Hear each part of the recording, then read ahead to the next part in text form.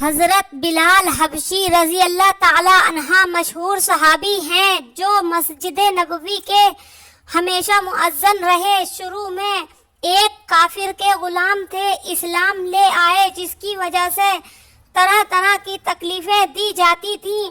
امیہ بن خلف جو مسلمانوں کا سخت دشمن تھا، ان کو سخت گرمی میں دوپہر کے وقت تپتی ہوئی ریت پر سیدھا لٹا کر ان کے سینے پر پتھر کی بڑی چٹان رکھ دیتا تھا تاکہ وہ حرکت نہ کر سکیں، اور کہتا تھا کہ یہ اس حال میں مر جائیں اور زندگی چاہے تو اسلام سے ہٹ جائے، مگر وہ اس حال میں بھی احد احد کہتے تھے، یعنی معبود ایک ہی ہے۔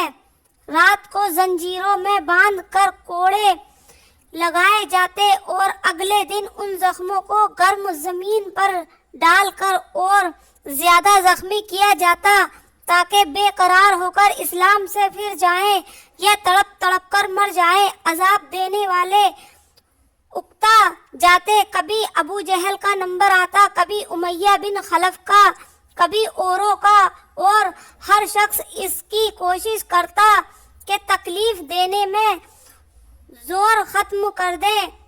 حضرت ابو بکر صدیق رضی اللہ تعالیٰ عنہ نے اس حال میں دیکھا تو ان کو خرید کر آزاد فرمایا۔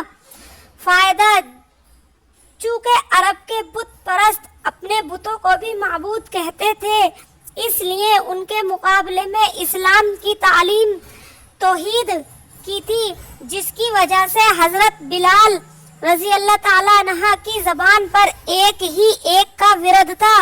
یہ تعلق اور عشق کی بات ہے۔ ہم جھوٹی محبت میں دیکھتے ہیں کہ جس سے محبت ہو جاتی ہے اس کا نام لینے میں لطف آتا ہے، بے فائدہ اس کو رٹا جاتا ہے، تو اللہ کی محبت کا کیا کہنا جو دین اور دنیا میں دونوں جگہ کام آنے والی ہے۔ یہی وجہ ہے کہ حضرت بلال رضی اللہ تعالیٰ عنہ کو ہر طرح سے ستایا جاتا تھا، سخت سے سخت تکلیفیں پہنچائی جاتی تھی، مکہ کے لڑکوں کے حوالے کر دیا جاتا کہ وہ ان کو گلی کوچوں میں چکر دیتے پھریں، اور یہ تھے کہ ایک ہی ایک ہے کی رٹ لگاتے تھے۔ اسی کا یہ صلہ ملا کہ پھر حضور صلی اللہ علیہ وسلم کے دربار میں مؤذن بنے، اور سفر دو ہجر میں ہمیشہ اذان کی خدمت ان کے سپرد ہوتی۔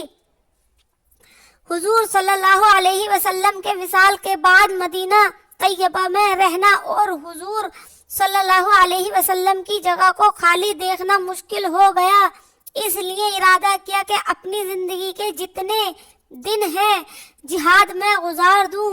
اس لیے جہاد میں شرکت کی نیت سے چل دیے۔ ایک عرصے تک مدینہ منورہ لوٹ کر نہیں آئے۔ ایک مرتبہ حضور صلی اللہ علیہ وسلم کی خواب میں زیارت کی۔ حضور صلی اللہ علیہ وسلم نے فرمایا، بلال یہ کیا ظلم ہے، ہمارے پاس کبھی نہیں آتے۔ تو آنکھ کھلنے پر مدینہ طیبہ حاضر ہوئے۔ حضرت حسن حسین رضی اللہ تعالیٰ عنہ نے اذان کی فرمائش کی۔ لاڈلوں کی درخواست ایسی نہیں تھی کہ انکار کی گنجائش ہوتی۔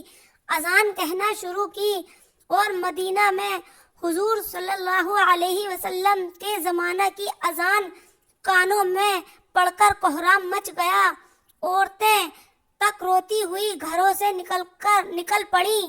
چند روز قیام کے بعد واپس ہوئے اور 20 ہجری کے قریب دمشق میں حضرت بلال کا وصال ہوا۔ اگر آپ صحابہ کے بارے میں سننا چاہتے ہیں، ویڈیو کو لائک کریں اور چینل کو سبسکرائب کریں پلیز۔